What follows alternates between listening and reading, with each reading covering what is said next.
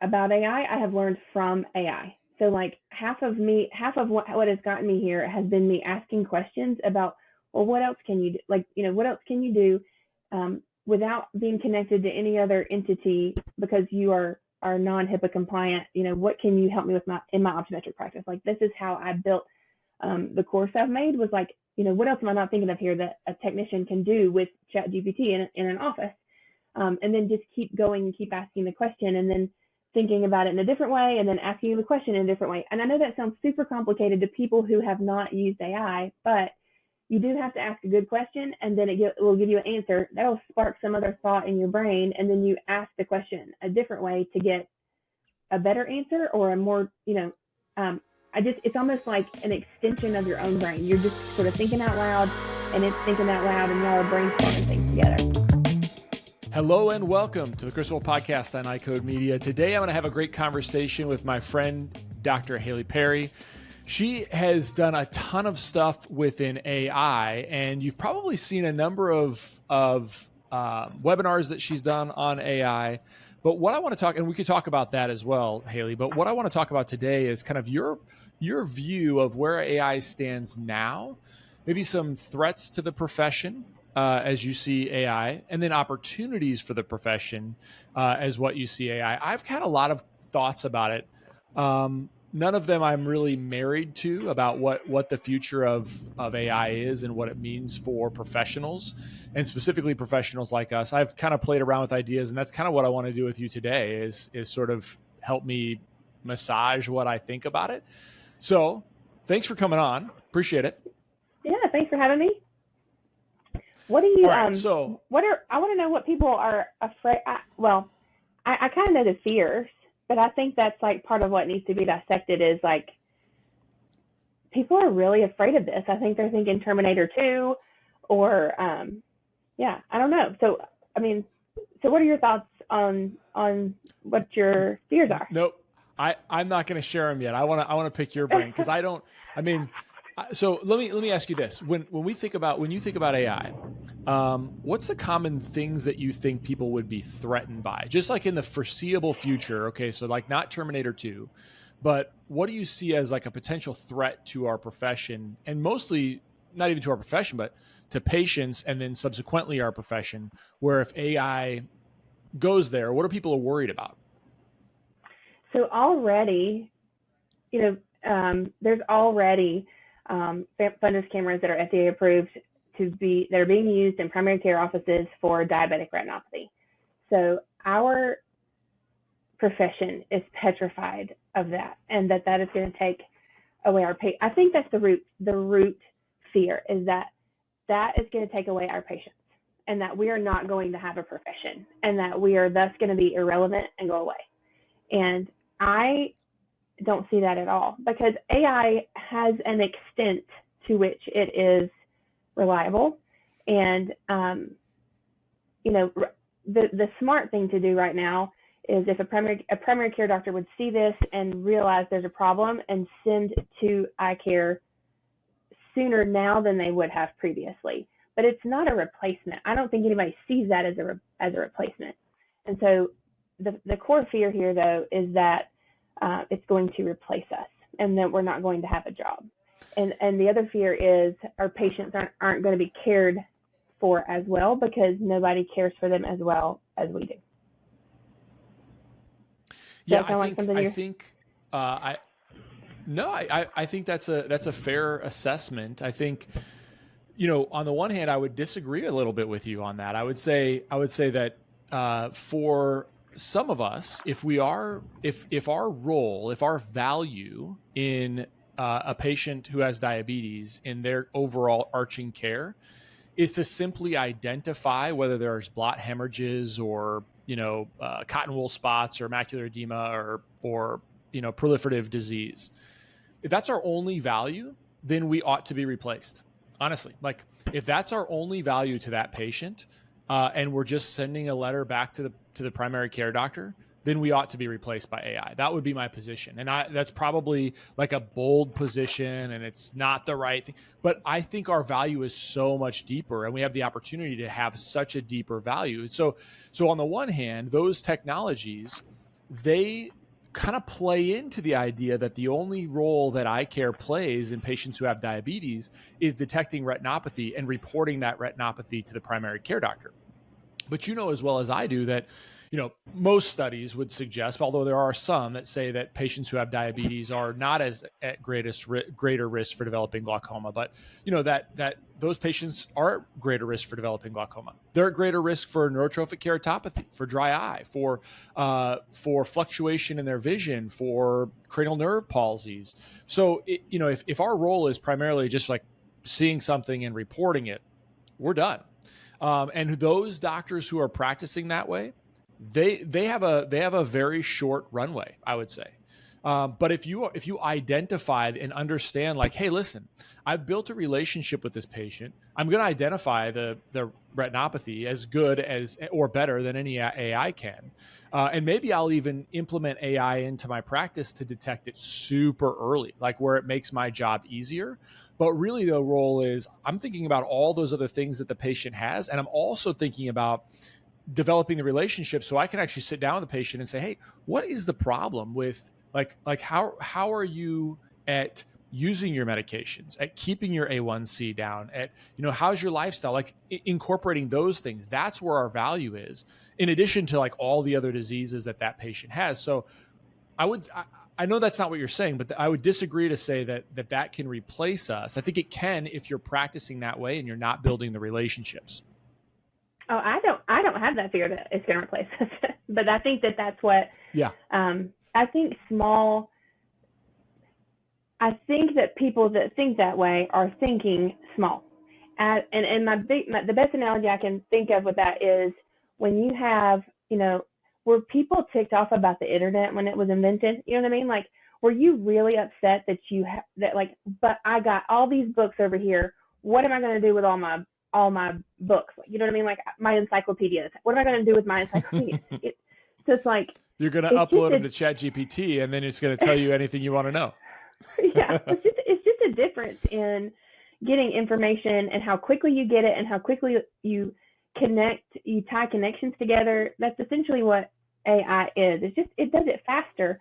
And I think that people who don't realize that this is a train that's coming anyway, you're going to get left behind if you continue thinking that small. Like it is going, like if you're not a person that evolves with it, then yeah, you might become irrelevant. But if you're rolling with it, because gosh, there's just so much it can do. It can make your life easier. It can make things for your patients better. Then you're going to get left behind if you're not jumping on this train. I'm a huge believer in that. Yeah, well, I think to allay that fear, I would say, if our primary care doctors that we would work with we haven't done a good job educating them on the role of those patients that have other things, and if they're just trying to check a box, then they're going to check the box, right? They're going to use their AI fundus photo and check the box, but they also have to realize that we have to help them understand the role that we play in all of those other aspects. Okay, so that's diabetes. What about like refraction systems and being able to determine patients' prescriptions more effectively than we can? Is that on the horizon? Is that something that's going to, again, we see a lot of virtual doctors now in a lot of these locations, right? I'm obviously, you and I are in private practices, but when you look at a lot of commercial practices, there are remote physicians that, and you could do this in private practice as well, but it's very common, or it's becoming more common in remote practices. Is AI going to take those jobs away? So, okay, I do a ton of dry eye in my practice, and I don't do my refractions myself. And so my technicians are doing that for me. So when it comes to me and looking at my prescriptions, I am analyzing what their lensometry readings were, how they were reading with that, looking at the autorefraction, looking at what we finally ended up with. How are they seeing there? Do those numbers match up? Do they make sense? Because 9 times out of 10, if you're evaporating behind the phoropter, it's skewing some of those numbers. So I have learned, and there's a finesse to how that I've gotten there, but I've learned like what looks more like dry eye just from a refraction versus not. And that's where, like, could I make an algorithm about what's in my brain and tell and teach an AI to do that, I don't know if I could. And so could it move numbers? And based on what a patient says, it will probably get there. Is there going to be the finesse there of studying that? Just because I don't know if I would know how to put into words these feelings that I have about these numbers. Does that make sense? Am I being clear here? But like studying these numbers, Yeah, I don't know if I could. Art. It's the art of what we do. Yeah, and that's where like, could it change dials based on patient responses? It probably will be able to do that. I don't know how soon, because I don't think anything's on the horizon with that yet. But that's not true. There are already autorefractive systems out there that are coming up with patient prescriptions. So this is probably closer than I have even thought about. But yeah, the art of it is not there for sure. And that's where the art of it is not what's going away for us. So, okay. So then besides those fears, what other fears are you hearing when you talk to doctors across the country that I'm not identifying? So if it's not going to be able to replace, or if it can do the diabetes screening evaluation of the retina, and it does a good job there. And I would think that, from a lot of things I've read, even like radiology, there's a lot of opinions that like reading CT scans and x-rays and MRIs, like that's done. Like that is pretty much at some point, you're probably going to have a radiologist overseeing what it spits out. But now a radiologist that I don't know. I mean, I have no idea. I don't have any idea how many scans they can read in a day. But my guess is that with the help of AI, there's probably some radiologists who are thinking, look, I can read 3 or 4 times that in a day because I've trusted AI, I've helped it build it, etc. So I think things like OCT, managing your OCT, your progression analysis on your RNFL, having things just like your GPAs will do is kind of point different things out. I think that's all going to be good. Being able to identify what we have already for years with your visual field printouts and how it watches progression over time and kind of alerts you. It's doing the same thing that the doctor's going to do anyway. It just helps you arrive at that quicker. So I agree with you there. What am I not thinking about that people are worried about? Well, I think this is like a product of COVID, because I mean, maybe I just wasn't paying attention before that, but after COVID, there's so much, whether it is valid or invalid, there is so much mistrust of lots of things. And I think maybe that plays a part into this as well. It's valid, Haley. It's valid. Yeah. That mistrust is absolutely valid. Yeah. I mean, yeah, no question. So that's where like, now so it's like, who's watching me? Who's taking my information? I mean, you could take this to what is that chemtrail from that airplane gonna do to me? Like there's all kinds of things, right? So like, who is on their end? It's like, who is watching this AI? What is are my questions?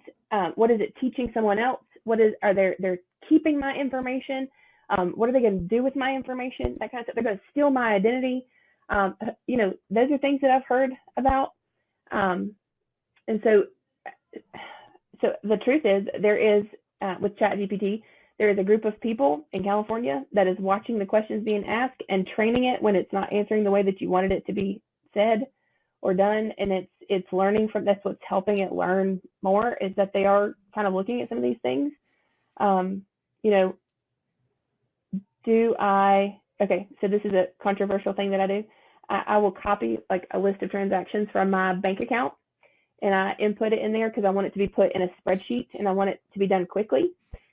Do I care that they know that I purchased, my software on a certain date and how much that costs? Like, I don't really care, but someone else somewhere is going to be really nervous that that's going to like do something to them.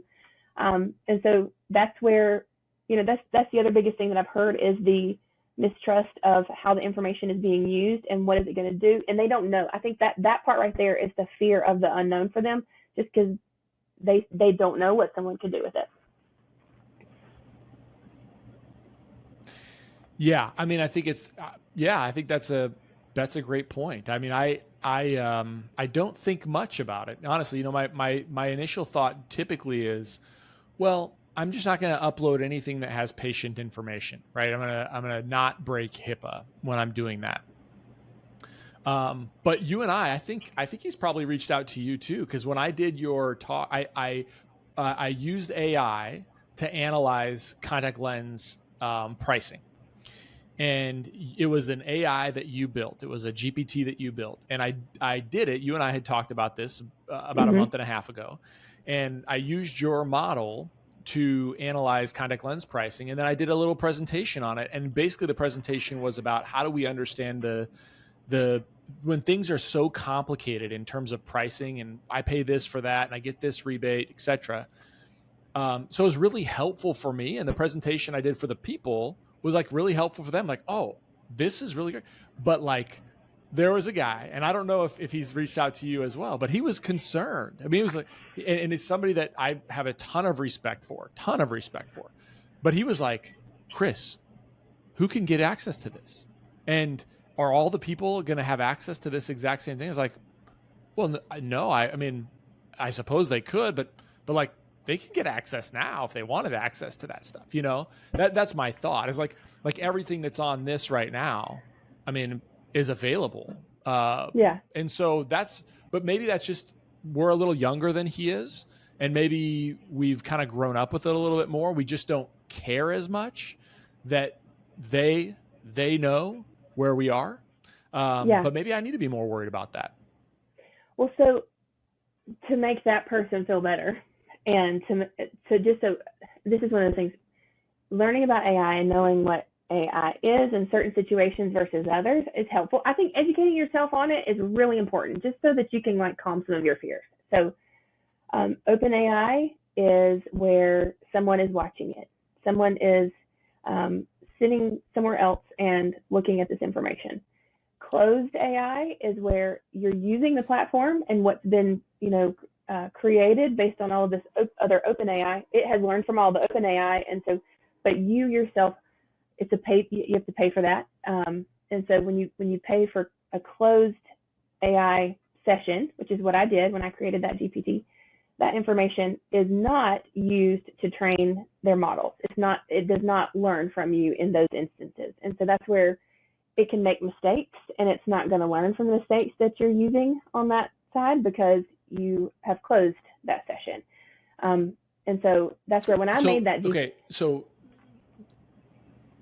no, sorry to interrupt, because I want to go into that, because I think that's really helpful for the people listening. First, you trust that it's not shared, right? And maybe that's the reality. It's like most of us might not care about it being shared as long as it can't be used against us, right? So like maybe that's even if you don't trust that closed AI is truly closed, that somebody can't get in there and see it, which I think that's suspicious. Like I'm just kind of like, well, I have to trust you that it's actually closed. But the reality is like, okay, well, if there is something on there and it becomes open, right? Like if somebody goes in there and minds that and says, hey, Haley Perry is looking at X, Y, and Z. Now here you go, everybody. Well, then all of a sudden it's not closed, and then nobody trusts it anymore. Do you know what I'm saying? Like she's asking questions about, here's what she's spending on her business credit card, IRS. Maybe that's not what she should be doing. Like as soon as that happens, nobody trusts it anymore. But that's what you and I have, right? Like if we pay for, so you're saying if I pay for the GPT, if I pay for ChatGPT within that segment, it's still not HIPAA compliant if I understand correctly, right? But I can still upload things with some additional confidence that they're not going to be mining that data and pulling it out. Is that correct? That's correct. So there are lots of security certifications that it has and that they have posted. I can't remember all of them, and probably most of our listeners here would not know what they were anyway. But you can look up what that means to have the secure ChatGPT. It's the Teams account. Like I have paid for a Teams account so that my team members can use it with me. And so in doing so, no one's looking at what I'm doing, at least according to these security certifications. But this is not HIPAA compliant because I'm not signing a business agreement with them. And so that's where if that could happen, oh boy, it would be so much fun. I'll be able to do so much more. But right now, I just have to de-identify everything. And so yeah. But I mean, could someone turn it into open? I don't know. Maybe. The most common questions I get include, what ophthalmological codes or evaluation and management codes should I use? What ICD-10 codes do I need to bill with this CPT code? What CPT codes can be billed together and what can't?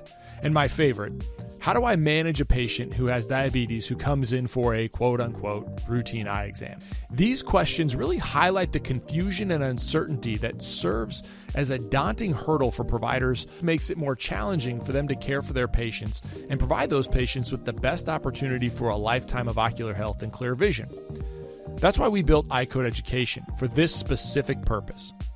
Our mission is to provide optometrists with resources to help you understand disease states, revenue cycles, and billing and coding so that you can put that on autopilot and truly care for your patients. Check out iCodeEducation.com. That's EYECODE education.com. We've developed a premier billing and coding bundle that includes all of our billing and coding resources in one place. We also have a 10% discount code just for listeners of this podcast. Enter the coupon code EYECODEMEDIA22 at checkout. We'd love to work with you. Check out iCodeEducation.com. Hello, dedicated optometrists. Are you looking for a way to support your patient's vision and overall eye health? Let me introduce you to Vision Edge Pro, a visual performance supplement that stands out in our profession. Vision Edge Pro contains a balanced blend of mesozeaxanthine, lutein, and zeaxanthine in a 10-10-2 ratio. This combination has been scientifically shown to increase macular pigment density, which enhances visual performance, including contrast sensitivity and vision in glare situations. Additionally, Vision Edge Pro provides 300 milligrams of DHA and EPA, fulfilling the daily requirements for omega-3s as recognized by the leading health organizations. This ensures your patients receive the essential nutrients their eyes need for optimal health. Whether it's for everyday screen use, night driving, or enjoying the outdoors, Vision Edge Pro supports your patients in seeing their best. Recommend Vision Edge Pro for your patients today and help them achieve clearer, healthier vision. Contact your local MacuHealth representative for more details. Vision Edge Pro, because your patients deserve the best in eye health. Go to MacuHealth.com and use the coupon code PODCAST2024 at checkout for special discounts. Do you think, so can we take a little bit of a step back, because you brought up some topics that I think are probably worth exploring. If you have like, how does AI actually work? Like, what do you know what it actually does? Sometimes I'm a little bit frustrated because I'll sit and I'll teach it. I'll build my own GPT, and then I'll teach it. And then I come back like a week later and I want it to do the same thing. Like, I just want it to think like me. Like, could you imagine? Same thing. It's like, my job would be so much easier if I could teach my GPT how to analyze de-identified records in terms of chart auditing. So I've gone down and I've spent hours like teaching it. And then I go away a week, and then we get another, request for chart audits, and then I'll kind of play with it there, and it, it's all de-identified, and it doesn't it's not right. It kind of does what it wants to do. So it's not like a spreadsheet that if I can create this perfect calculator, it's going to make the calculation every time. So tell me how that works and why it does what it does. Well, I think that's where most people get so frustrated with it right off the bat, because we are used to, like you said, like creating a spreadsheet and it does what it's going to do. That took a lot of time to make a spreadsheet, though. So that's where you were hopeful that this would make this a lot easier. But we're so used to Google. We're so used to like Googling a question and then looking through the answers that we might want to get. So, and then we decide which one of these answers we want to get and clicking on the link, etc. And that's where this one is like a conversation. Like, you really do, like, so teaching it, like, I'm glad to hear you say that. You really do have to talk to it like it's a person, like it's a friend. I had a friend in my neighborhood who is AI curious and wanted to see if what I had could help them do their job faster. And he gave me like 20 spreadsheets to analyze. And so with AI, and to help come up with a comprehensive report for his client. And in doing so, I realized it wasn't doing what I wanted it to do. And I voice to text with it a lot just because I don't have the time. I'm trying to do everything as fast as possible. And so in talking, I'm sitting in my friend's house and I'm like, no, I'm like talking on my phone. That is not what I want you to do. I wanted you to do it this way, that way, yada, yada, yada. And my friend Beth is behind me going, you know how to do this. I've taught you how to do this before. Yeah. My friend Beth, she's telling people about this later. And she's like, yeah, she's just sitting there on my couch, like arguing with it. Like it was so weird. But that's where, I mean, it's a conversation. Like you have to tell it what it's doing well, what it's not doing well. Is it going to do it well every time? No. A human also, same, probably wouldn't do that well every time. But that's where it does mess up. It catches itself messing up sometimes, and then you'll get an email after the fact that says elevated error rate or whatever, that because it knows that it's not doing things well. But so you do have to argue with it. You have to talk to it. You have to keep teaching it. So that's where if it's doing it, and it will do it well one time, and then it will totally mess it up another time. And so that's where what I like to do is if I'm really going down to like truly, I need this to be very detailed and very correct. I'm going to run this once. I'm going to wait and maybe run it again on another day, another time. I might run it 2 or 3 times to see, the frequency of getting the same answer, just to see, that's how much I'll know if I believe it. Does that make sense? Yeah, it does. And I think, as I think about it, I think it's almost like we want it to be, we want it to play with ideas. Like if you can train it well, then where you can find value is like, look at this data and understanding everything I know about this and I've taught you. What am I missing here? Like it would be just like you and I having a conversation, but that thing is a super expert in this one area. And I'll kind of divert that in a second because it makes me more secure in the fact that AI isn't going to totally take over the world. Because if it's really intelligence, it's almost like you're coming to the game with a child that has access to infinite amounts of information, but no real perspective of how to organize that information into ways that, like a little bit, I guess I should say a little perspective. But imagine like, I've got 9 kids and I correct them infinite times. But by the time they're an adult and ready to go out into the world, how often do you think I tell them to pick up their stuff and clean up their room? And like, maybe I'm not as good a parent as I need to be. I need to maybe have a heavier hand or not too heavy. Who knows? But like how many times you have to teach a kid to do something before they can actually do it the right way? It's way more than we probably think. And it's definitely more than one time. And it's often way more than 5 or 6 or 10 times, right? And so that's kind of how I've been thinking about AI, is that like if I were going to teach, if AI was going to replace your brain or my brain, it has to have infinite experiences for a lifetime. For 43 years, it would have to have that. So, and it would have to be able to do it and understand something enough to even just toy with the idea of like, how would I think about this in a different way? So, and if I might spend an hour or 2 trying to teach it to do something, like it'll do a good job. And maybe it can do it, maybe I can teach it 10 years of information in a few hours. But to get it right and nail it every time and then explore the idea in a way that really makes sense and is rational, is using information correctly, it takes time. So that's, I think to your point, that's where people will try it and it's like, it's not giving me the right information, I'm just going to abandon it. Yeah. And they get frustrated and they think that it's crazy and stupid to use. And also, the other thing that people are doing right now that is frustrating to me is like there are well-paid speakers who will speak about AI and the power of AI and talk about AI,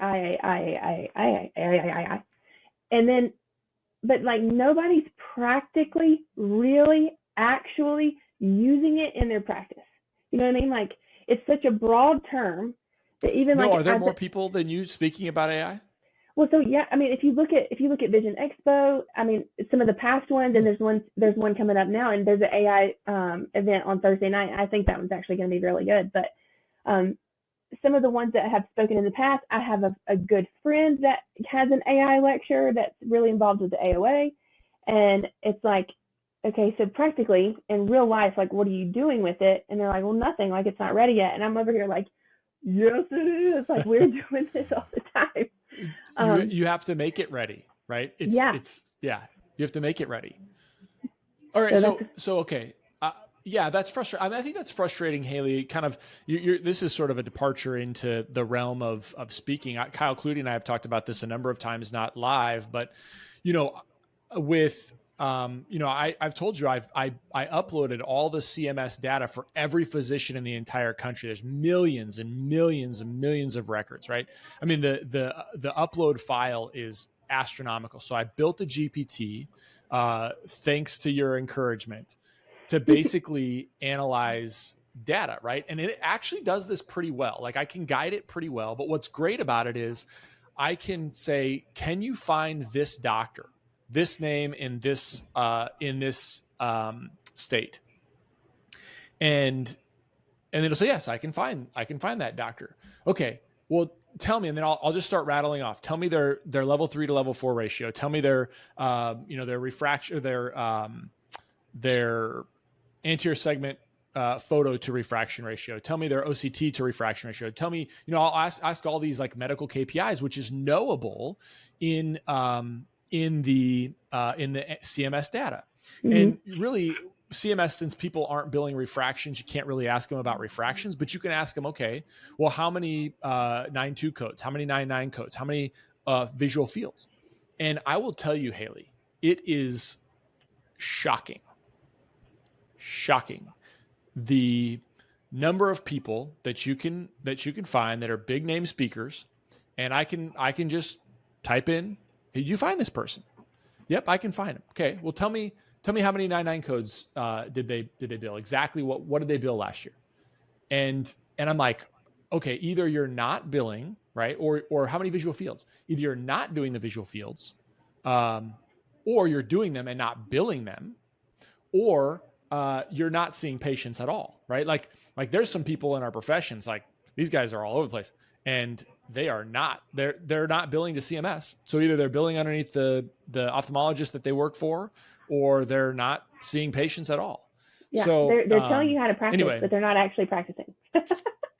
Yeah, I mean, that's a whole other discussion. And obviously, like, you could get to the point. I get people ask me that all the time. They'll say, do you still see patients? Like, I'll walk into a room and, like, it's almost like, hey, what's your street cred, Chris? Right, you still seeing patients, and so yeah, I mean, I get it. I think, but so I think your point about that is it's not condemning anybody. You can still know. I mean, you can build a lot of years. I've had conversations with people. You can build a lot of years of experience. And I think it's true. There's somebody that I think you'd respect a lot. I respect a ton. I haven't had a conversation with him on the podcast, but he's kind of a giant in our profession about some of the things he's done. But he hasn't seen patients in probably 10 years, I'm guessing, based on our conversation. And his point is right. He's like, you can stop seeing patients and and that might carry you 5-10 years. I think his number was like 10 years. Like, you could probably have street cred for about 10 years. And then you probably will lose a little bit because you just don't know what it's like to grind or implement new things, or, have the patient that's sitting in the chair and it's like, it's like, oh my gosh, I've explained this a million times and you're not understanding. And, oh, by the way, I got another patient that's next door. I mean, like, that stuff, you do have to do that. Right. And so I think the same thing can be said for AI.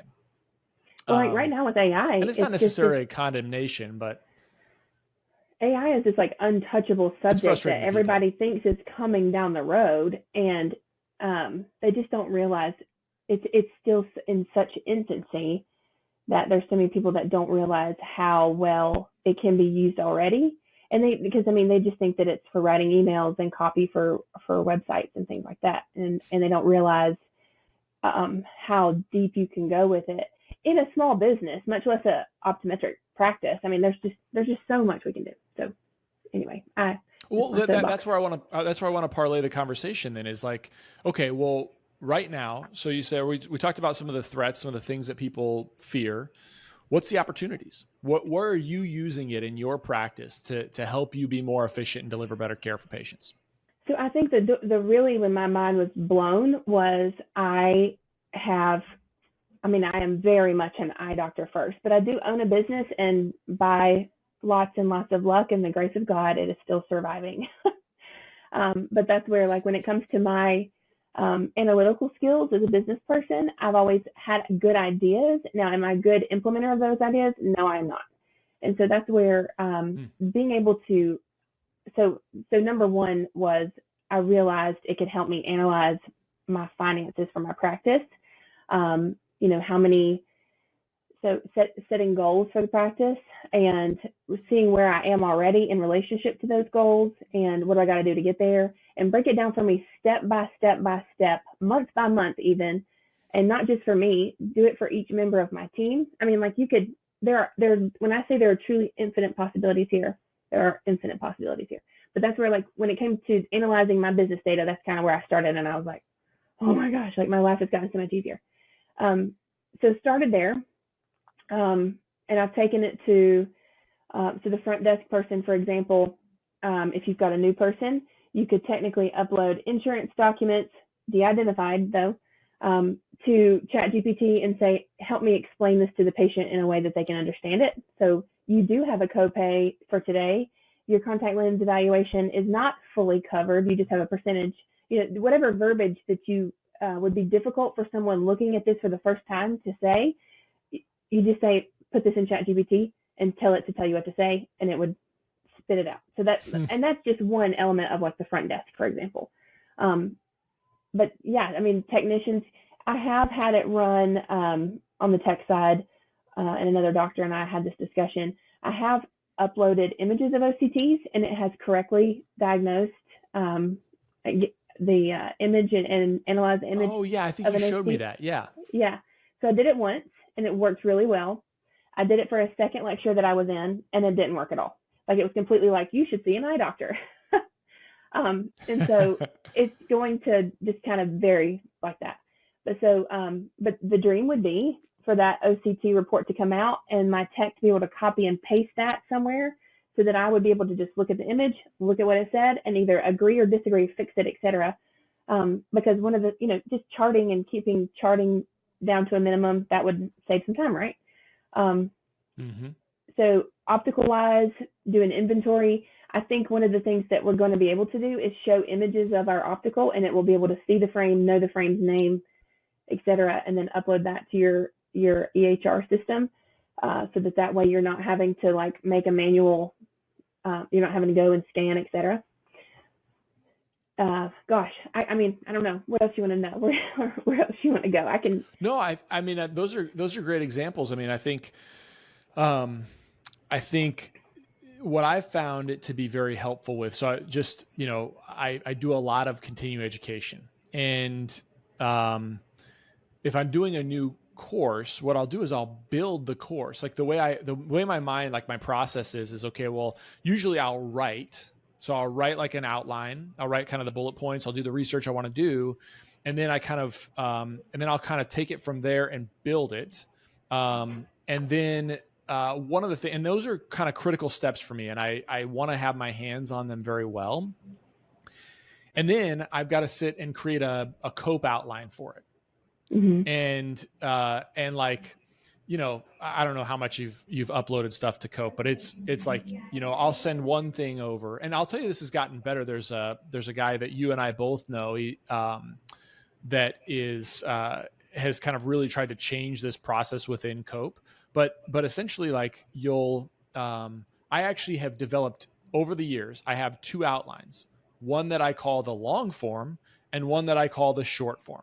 And inevitably, last year's COPE approved course that has the short form, this year, if I submit the short form, will not be COPE approved. Like, they'll say, you need to lengthen it. So then I'll submit the longer form, or vice versa. Like, I'll submit the longer one and then I'll submit the shorter one. But the reality is like, this can take like an hour or more of your time to kind of organize this in the right way.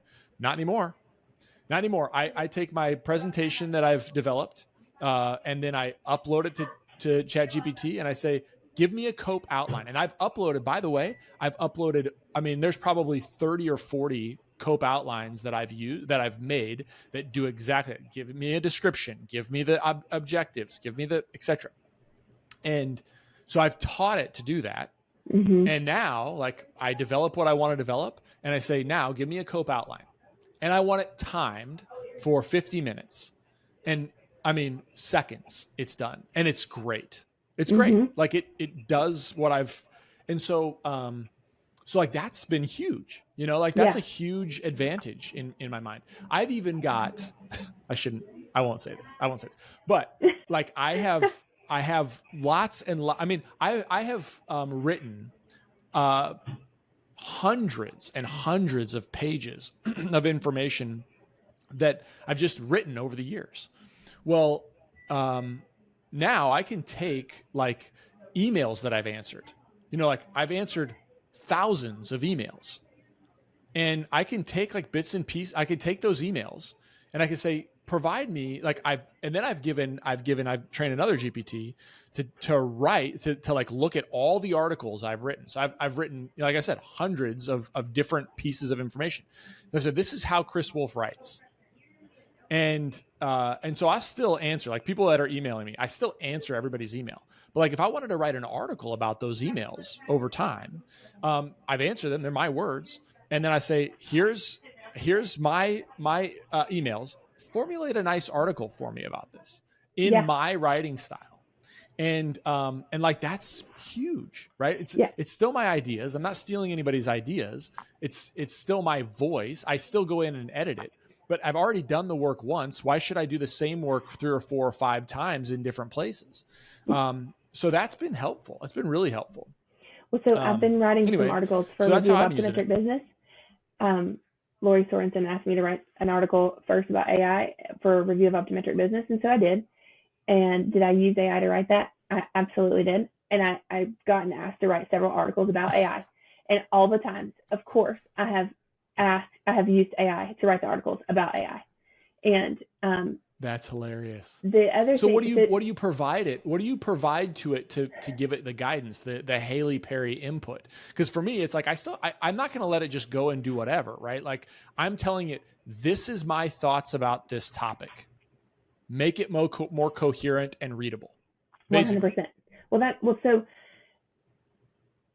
almost all of what I've learned from AI about AI, I have learned from AI. So like half of what has gotten me here has been me asking questions about, well, what else can you do? Like, what else can you do without being connected to any other entity, because you are non-HIPAA compliant? What can you help me with in my optometric practice? Like, this is how I built the course I've made, was like, what else am I not thinking of here that a technician can do with ChatGPT in an office?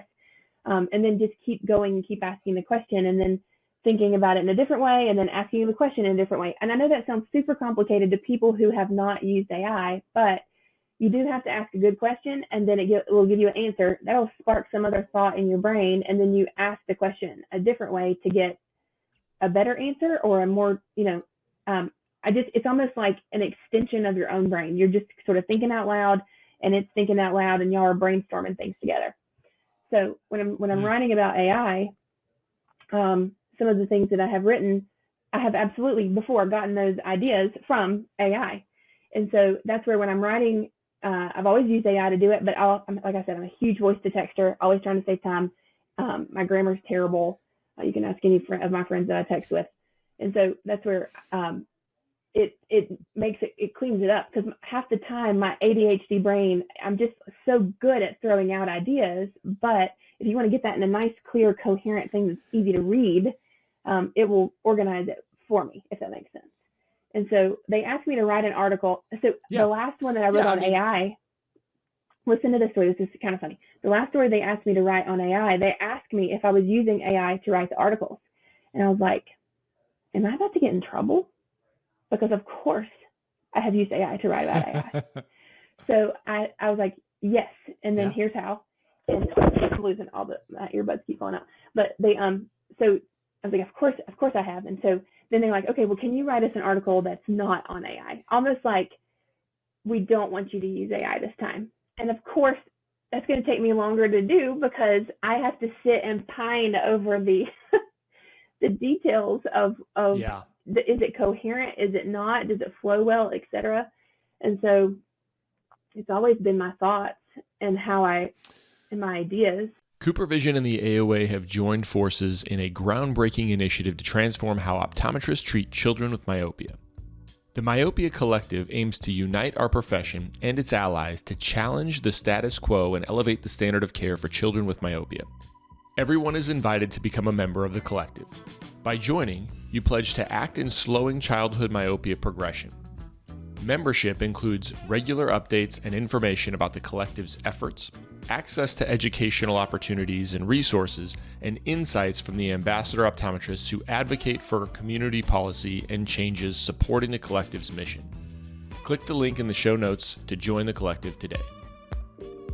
One of the challenging things with patients is that when they invest in a really high quality pair of glasses and customized lenses, occasionally it can be difficult to keep those lenses clean, scratch-free, and smudge-free.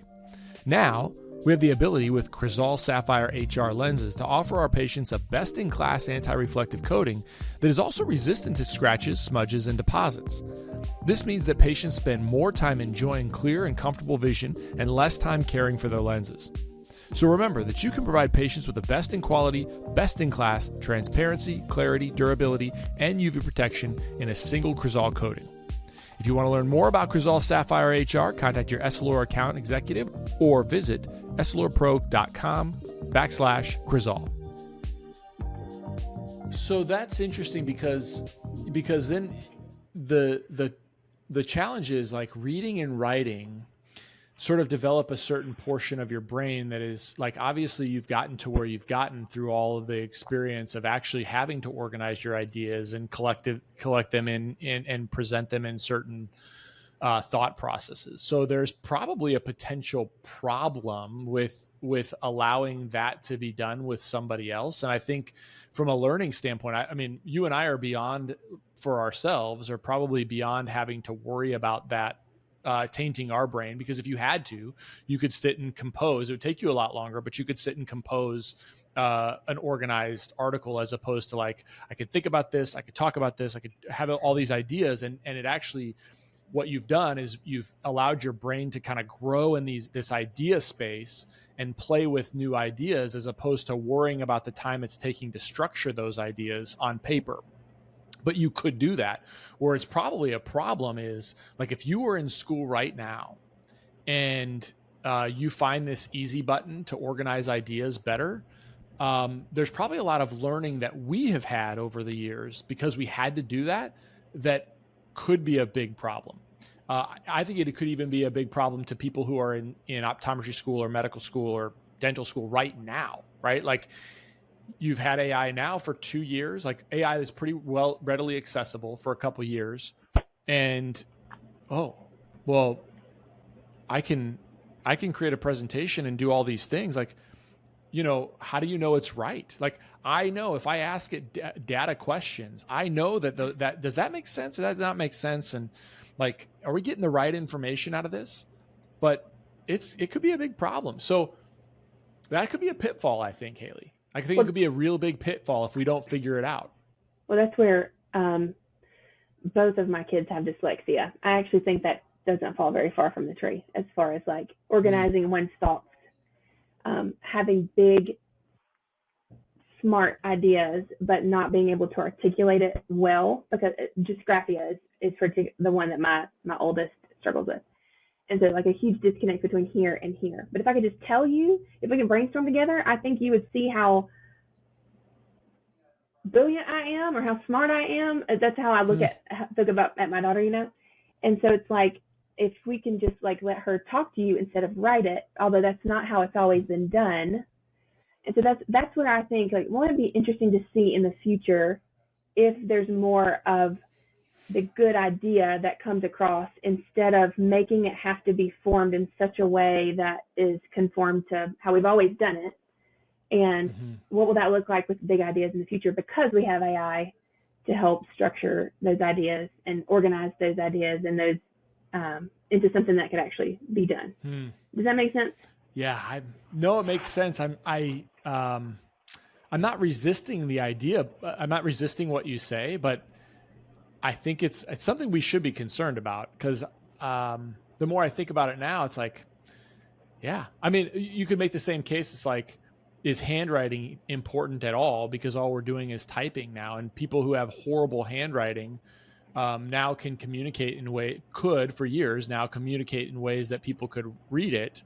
Well, now you're kind of, and so is handwriting that important? Like I write, so it's like, well, it's not that important now. So what is important? But are we losing other foundational skills because we don't have to use that? Or are we, and the big ideas that we get to have, are those big ideas actually grounded in like something that has a basis that is in fact something that is knowable? And so you have to have that foundation. So I think AI, I mean, the AI can help with all of those things, but it's not without its pitfalls. That's true. And you bring about a good point. Like yesterday, my grandmother said, she was like, they're not teaching kids to write in cursive in public schools anymore. And I knew that, but my kids have learned to write in cursive, but she was like, how's anybody going to know how to sign their name? And I was like, that's a good point. I don't know. It's like, will we be signing our name in the future? I don't know. I mean, right now we don't. Oftentimes you get an electric, a DocuSign, and it's just time stamped, and it says your name, and and that's exactly it's right. Sort of, yeah, interesting. Okay, so I want to take before I want to give you an opportunity to tell everybody about some of your offerings as a speaker, as some of your online offerings. But before we do that, let's terminate this idea. So 10 years in advance. So you say, well, we're not really worried about that, but I don't know. Could Skynet come down and we're going to wish that we never created AI? What is there to prevent AI from eradicating the humans? To prevent them from eradicating the humans. Yeah. I think humans can still unplug the machine. We can still. For now. Yeah, for now, that's true. Well, I just look at the opportunity more than I look at my fear of it. So maybe if they're out there eradicating everybody else, they'll still like me enough that I'm getting to drive the ship. Yeah, they're going to plug you into the Matrix. Yeah, right. So what's there to prevent it?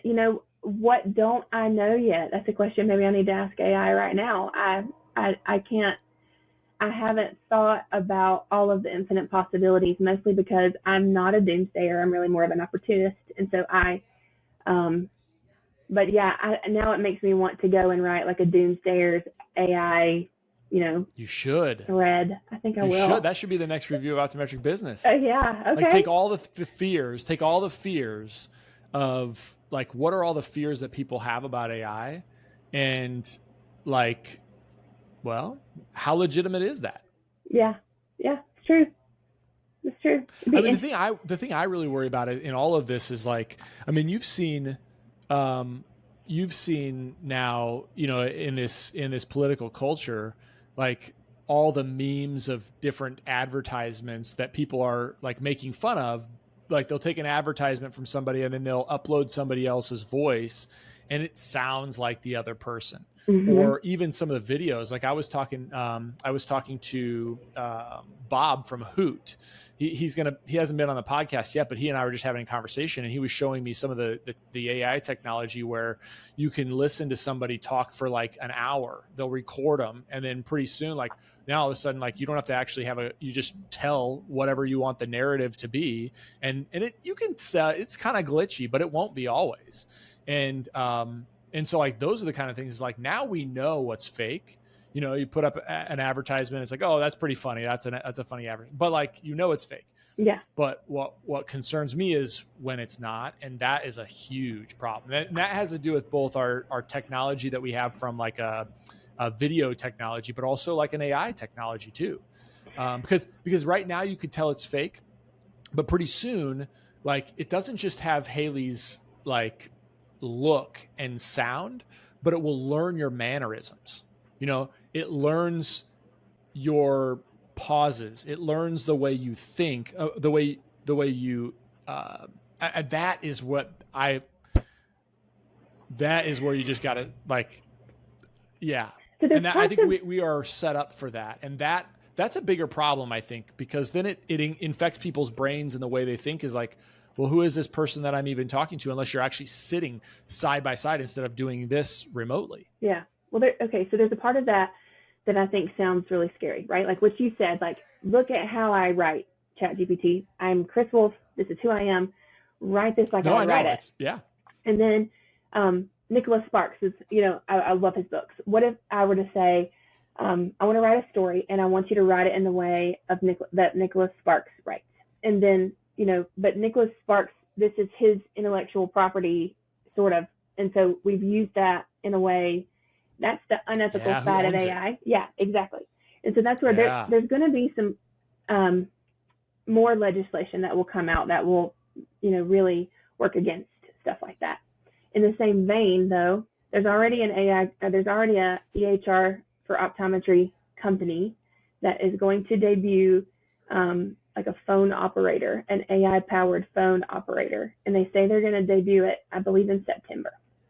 And so imagine that right now my front desk lady's name is Patty, who runs the phones. And so imagine that we have used Patty's voice and Patty's inflection and all the things, and this person call in my office and they think it's Patty. And they still feel just as loved because we've taught to always be kind and have good conversation, to triage well, schedule appropriately, etc. And so right now I don't need that. I have Patty. But hiring people is becoming so difficult. Like, where are the people? And so I can see that there would be value to me maybe eventually in having something like that, or having different roles ran by AI. And so that's where there's a part of me that's hungry for that kind of stuff. There's a part of me that's afraid of that kind of stuff. So it'll be interesting to see how it pans out. It's just a wait and see game at this point with something like that. Yeah. Yeah. There was another point I was going to make about that because it popped into my brain, but I've lost it. Maybe if I had some more artificial intelligence, it would bring it back. But it's been a really fun conversation, Haley. I like to think about those potential pitfalls, and I like to think about the utility of it too. So you've taught me a lot about what we can do, and I think to your point, AI does have an ethical realm, and just like anything, it can be exploited. And I think for the most part, there's a lot of good that can come from it. There's a lot of things that we can do to improve our practices. But I think at the very least, it's worth knowing about. So where can people find you? What are you doing to help people understand more about AI, about actually how to use it and the technical aspects of learning what you can do with it and what you can't? So when I learned when I learned and realized what it could do for me, and I realized how far behind everybody is in thinking that AI is not something you can automatically use right now. They're still thinking that this is something that's still coming eventually. I was like, I could teach you how to do this. So I created a course. It's on iCode Education. It's AI and optometry and mastering AI and optometry. And what that course is how, just in full transparency, I created the course in like January and February of 2024. It has evolved so much already. So, but the course at the beginning starts at how it looked then, and then you're going through what AI is, how could you use it in optometry, and then let's break it down by roles with front desk technician, optometrist, optician, practice manager, and marketing professional in the office. And how could each one of those roles use it? And then after creating all of that, and it evolved even further, so there have been some updates along the way about how it's evolved and how you can use it even more. And as it continues to evolve, because there's going to be newer and newer things that are going to happen with ChatGPT, I'll continue to update that course. But you can go to iCode Education to see that. One of the things that I do is you can create tools called GPTs. You and I have done that. And in making GPTs, I have sort of released the mundane activities in my office and made it much quicker and more efficient. Things like, and my favorite one is the one that I made to analyze my contact lenses. So, and just as an example, now this is one example, lots of different ways you can use a GPT, but I wanted to know truly price per box if I went all in with one company versus another, after rebates and inventory, volume rebates, growth rebates, like how many rebates are, however many I can get from one company versus another. What's my true price per box if I went all in with company A versus company B, if I considered those two lenses to be clinically equivalent? And I wanted to know, just to make a better pricing strategy based on that. And so that helped me decide which way I was going with my contact lenses this year.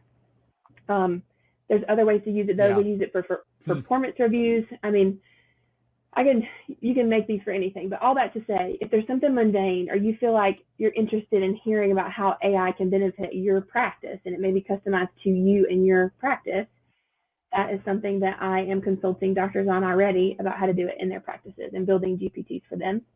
And then I am also available for a lecture because I'm excited to lecture at CICO this year with Dr. Brianna Rue and lecture division source doctors, as well as to a couple local societies. And so, yeah, it's something I use every day. I'm passionate about it, and if you can't tell, and I think people can use it right now. Yeah, awesome. Dr. Perry, thanks for coming in. Appreciate it. Thank you so much for having me. I loved it.